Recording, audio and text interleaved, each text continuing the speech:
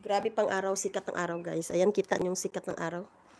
So, ano pa siya? Kasi pa summer na kami. Although, spring pa siya. Spring season pa kami. Pero, sobrang ano na niya, init. So, kailangan natin bulikat yung mga side niya. So, every ano ko siya guys, gagawa ako ng tuyo or dried fish. Ayan. Homemade kasi tinanggalan ko siya ng mga intestine tsaka ulo para iwas amoy. Hindi siya mga amoy paglutuin. Ayaw ko bibili na. I don't like to buy, dried fish from store kasi nga maamoy siya basta lutuin. Ito naman guys, so ipalabas ko sa YouTube ko to sa aking video as soon as maging tapos na. So ayan, okay na.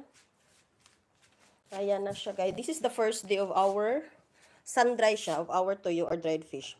So for today is temporary lang to. This is a temporary because my old net, ganito, it's a curtains, naamong guys. So this is a 58 pieces of sardinas na fish. 50 pieces is only 1.99 or 2 euro. So like 120 guys. 120 pesos is meron ako 50 pieces. Homemade na tuyo or dried fish. And then, sumakonsume ko siya guys lang like appetizer every day. And it's not, smelly or foul odor if ipiprito ko siya. Kasi nga, wala ng ulo, wala ng intestine. And then, ano ko siya, brine, salt brine ng whole night. Dinidrain, tapos tinimplahan ko siya. Ayun lang. Masarap siya, crunchy to, and then para siyang pusit.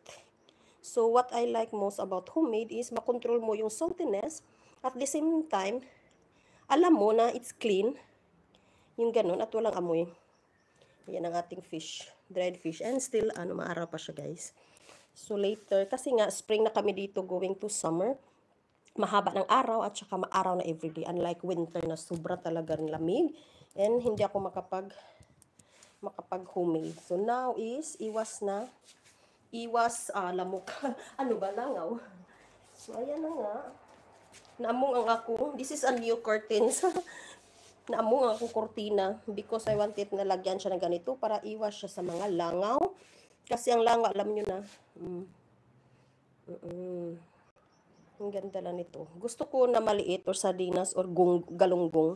Ayaw ko yung malalaking mga tuyo or dried fish. Yan lang. So everyday, like magprito ako ng pito. Ayun, sarap lang pa appetizing. Kita nyo guys, yung langaw. Ayun na. Tugdo ng langaw sa yellow na Ayun, langaw. So, kita nyo yan. So, maisip nyo, you can think about it kung magdadapo siya dyan mismo sa natin sa tuyo or sa isda. So, it can cause like a worm, mga parasites. So, this time naman is, alam natin na malinis. So, ayan lang. Hindi ako bumili ng yung mga lagayan ng pang tuyo. Ayan. Dito tayo. So, hindi ako bumibili. I don't like to buy, because ito lang naman siya. 1 pack lang naman ang ginagawa ko. All the time, 1 pack lang siya. So, 50 to 60 pieces lang siya, guys, ang ating tuyo or isda. So, ayan. Ang tawag dito, siya, sardinas, galunggong, mga ganon. So, ayan na nga. Tapos na ako. Kagabi ko ito siya minarinate. So, naggumawa ako ng video nito. Although, meron na akong 9 months ago na video. So, ano pa yun? That was I started na mag-YouTube. So, mga homemade, everything here in Croatia is nag-homemade. Ako, home bake. Dumating na. May sasakyan na. Dumating na asawa ko. So, ayun lang. Ma-share ko lang sa inyo na in just 1 pack, meron akong 50 pieces and then 2 euro only. And then, this, brine mo para iwas yung mga scales or mga kaliskis, salt brine. Tapos, i-drain mo siya ng 2 times. Ayun, timplahan mo siya. Seasoning or salt lang or pepper. Ayan na siya. So, tinitikman ko siya guys. So, 1/4 cup of salt. Tapos isang parang malaking bowl na tubig. Tinikman ko siya kung gaano siya parat or salty. Makontrol mo. Ayun na, tingnan mo, may langaw na. Ayan. So, kita ang langaw, di ba? So, how much kung pasok siya or magdadapo siya sa mismong isda. So, that can cause parasites, yung mga uod, mga worm. So, maigi talaga, lagyan siya ng net. So, bahala na yung kurtina. Ito guys, 13 million viewers in the house. Make a lot shout out. So, ito talaga, since dumating ako dito sa Croatia, everything is homemade. Everything is ginagawa ko. Ayan na, nag-doorbell na guys. So, wait a moment. I'm sorry.